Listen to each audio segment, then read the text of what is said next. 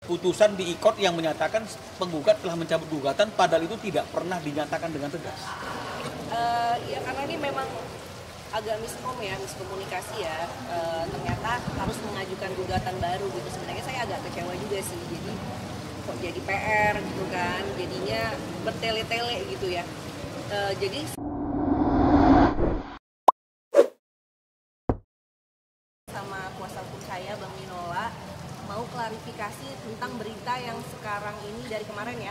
Dari kemarin menyatakan bahwasannya saya mencabut gugatan di pengadilan gitu. Di sini saya mau meluruskan karena banyak sekali yang bertanya apakah benar atau enggak. Jadi di sini kalau teman-teman mau nanya boleh. Mungkin dari saya sendiri beritanya itu tidak benar ya, tidak benar, salah. Karena sampai saat ini pun saya kaget. Malah ada laporan yang bahwasanya statusnya itu udah dicabut ternyata ya. Itu saya kaget banget karena benar-benar nggak tahu. Jadi saya juga makasih sama teman-teman wartawan yang udah menginfokan bahwa saja statusnya itu dicabut gitu loh. Mungkin dari abang sendiri bisa dijelasin kronologinya kenapa sampai beritanya itu bisa dicabut gitu. Saya sendiri kan sebagai orang yang nggak ngerti hukum ya, jadi nggak paham juga gitu. Ya, jadi seperti yang sudah berulang-ulang saya sampaikan ke beberapa teman media yang menanyakan tentang pencabutan itu, saya sudah mengatakan bahwa Dewi tidak pernah mencabut gugatannya. Begitu juga kami sebagai kuasa hukum juga tidak pernah mencabut gugatan yang kami daftarkan. Ya, jadi ini murni karena kekeliruan, kesalahan dan kekhilafan dari Pengadilan Agama Cibinong. Ya, di sidang terakhir di mana majelis hakim itu meminta agar Dewi ikut hadir dalam persidangan itu, memang ada dialog dan komunikasi. Ya, himbauan untuk Dewi ini apakah tidak bisa prosesnya menunda sampai kelahiran bayi. Meskipun diakui oleh majelis hakim itu dalam persidangan tidak ada halangan secara hukum untuk mengajukan gugatan meskipun dalam keadaan yang sedang hamil, ya. Jadi dari dialog itu Dewi hanya menyatakan nggak apa-apa, saya sabar kok untuk mengikuti proses ini. Dalam arti kata sabar itu adalah kalaupun prosesnya itu agak sedikit panjang, apalagi tergugat juga tidak pernah hadir dalam persidangan, Dewi merasa oke-oke saja. Nah, inilah yang kemudian mungkin diartikan oleh pihak pengadilan agama, khususnya majelis hakim yang memeriksa perkara itu, langsung mengambil satu kesimpulan dan mengambil keputusan bahwa penggugat telah mencabut gugatannya. Nah, ini yang sebenarnya tidak harus seperti itu, karena pencabutan gugatan itu harus dinyatakan dengan tegas oleh penggugat itu sendiri atau oleh kuasanya dengan juga memasukkan yang namanya permohonan pencabutan gugatan. Ini tidak ada permohonan pencabutan gugatan, pernyataan tegas juga nggak pernah disampaikan oleh Tengku Dewi maupun kami, tapi tiba-tiba muncul di e-courtnya itu gugatan Tengku Dewi itu sudah putus dengan amar putusan penggugat mencabut gugatan. Ya, sebagai bukti bahwa pencabutan itu bukan datang dari kami sebagai penggugat, baik kuasa hukum maupun Tengku Dewi, maka pada tanggal 9 Juli,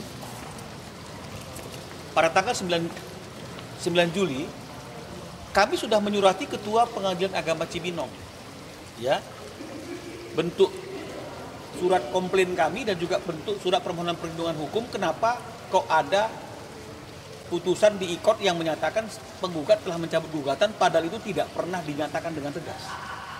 Ya, kami juga sebagai kuasa hukum tidak memiliki kuasa untuk mencabut, karena harusnya kalau mau mencabut gugatan juga kami harus ada kuasa dari penggugat, ya, dari prinsipalnya langsung.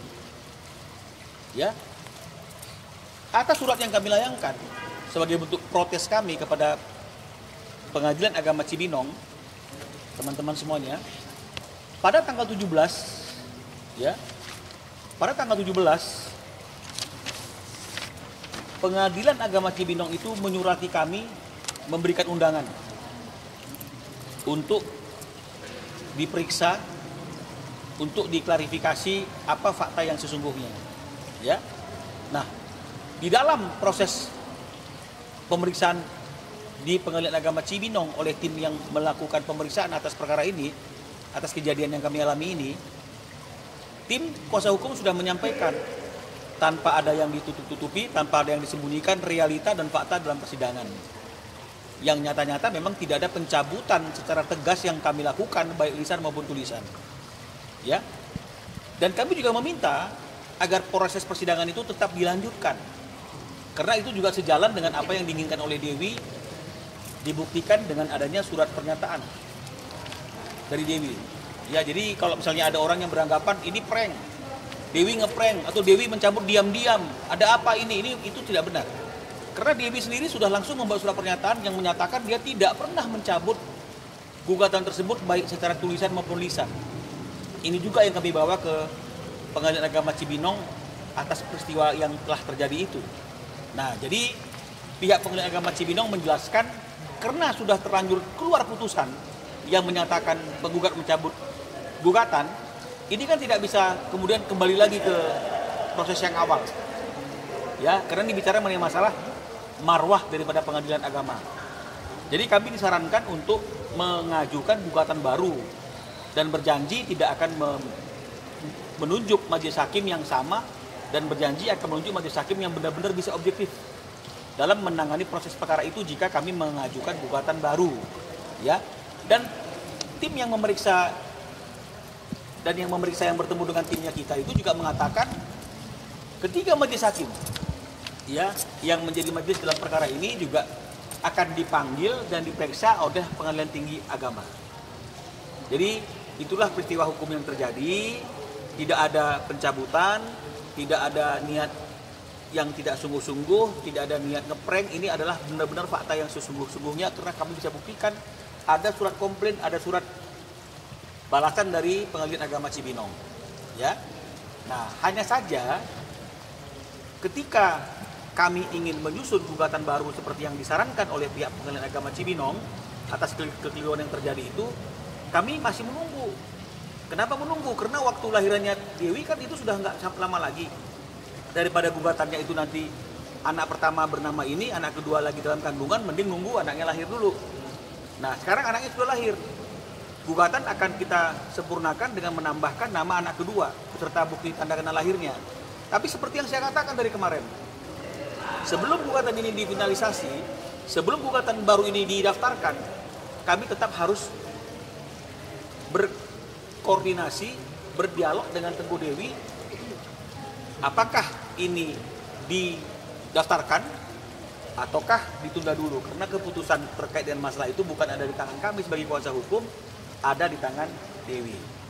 Ya, jadi kalau misalnya teman-teman bertanya kapan Bang didaftarkan, ya tergantung Teguh Dewi kapan itu mau didaftarkan, ataukah ditunda dulu, ataukah apa dulu, itu kan murni keputusannya ada di tangan Dewi. Tapi kalau mengenai masalah pencabutan, sebenarnya tidak ada pencabutan gugatan yang dilakukan oleh Dewi. Ya, jadi itu yang bisa kami klarifikasi pada sore hari ini bersama klien kami Teguh Dewi. Mudah-mudahan tidak ada lagi miskomunikasi, mudah-mudahan tidak ada lagi prasangka-prasangka yang tidak baik atas peristiwa yang sedang dialami oleh Teguh Dewi. Secepat mungkin sih kalau bisa sih udah langsung mengajukan gugatan baru ya, biar cepat selesai juga kan masalahnya. Ya karena ini memang agak miskomunikasi ya. Ternyata harus mengajukan gugatan baru gitu. Sebenarnya saya agak kecewa juga sih. Jadi kok jadi PR gitu kan, jadinya bertele-tele gitu ya. Jadi secepat mungkin sih kalau bisa sih udah langsung mengajukan gugatan baru ya, biar cepat selesai juga kan masalah. Sampai saat ini sih komunikasi saya sama Andrew baik terkait anak-anak, tapi masalah hubungan kita berdua sampai saat ini belum berubah sih. Pikiran saya masih sama dengan yang kemarin. Kemarin kan memang udah gara-gara lahiran anak aja ya. Jadi sih sebenarnya nggak apa-apa kalau faktanya memang benar ya. Apalagi kan benar-benar ini banget ya, kayak direkayasa gitu. 3 minggu sebelum lahiran saya udah cabut gugatan, itu kan benar-benar salah banget. Makanya di sini saya harus meluruskan kalau beritanya itu tidak benar gitu. Saya benar-benar tidak ada mencabut gugatan, dan sampai saat ini saya juga tidak ada berubah pikiran untuk kembali atau rujuk. Tapi memang komunikasi saya sama saat ini masih suami, berarti ya belum putusan, baik-baik aja. Enggak sih, sepertinya dia juga sudah menyadari bahwasanya kalau untuk hubungan kita antara suami istri itu memang sampai di sini aja, tapi untuk urusan anak nggak bakalan bisa putus ya. Makanya kita berusaha untuk komunikasinya itu udah nggak ada lagi yang namanya, kalau dulu kan masih emosi ya, sindir-sindiran di IG apa segala macam. Ini kita berusaha untuk dewasa dan mikirin ke depannya aja sih. Sudah memaafkan ya, namanya manusia nggak luput dari dosa ya, nggak ada yang sempurna ya. Tapi memang untuk urusan hubungan kayak dulu lagi sepertinya udah nggak bisa gitu. Kenapa ya, dia bertanggung jawab, dia berusaha untuk, walaupun belum putusan hakim ya, tapi dia berusaha untuk normal aja selayaknya hubungan kita dulu, maksudnya ngasih nafkah. Terus kadang juga dia suka grocery juga sendiri pas bawa anak, yang kayak gitu sih. Dia benar-benar santai banget sih, maksudnya nggak mau mendramatisir juga. Mungkin kalau mertua belum ada ngobrol juga, komunikasinya memang masih baik juga sama mama mertua ya. Suka ke rumah juga ngeliat cucu, kadang suka bawain makanan juga. Dan mama juga, jujur kita intern memang belum ada ngebahas ini sih. Jadi benar-benar silent aja, dan sepertinya juga feeling aku mertua sama dari pihak suami, pihaknya Andrew juga sudah menerima sih. Jadi memang benar-benar kita mikirin hubungan baik untuk anak aja ke depannya bagaimana.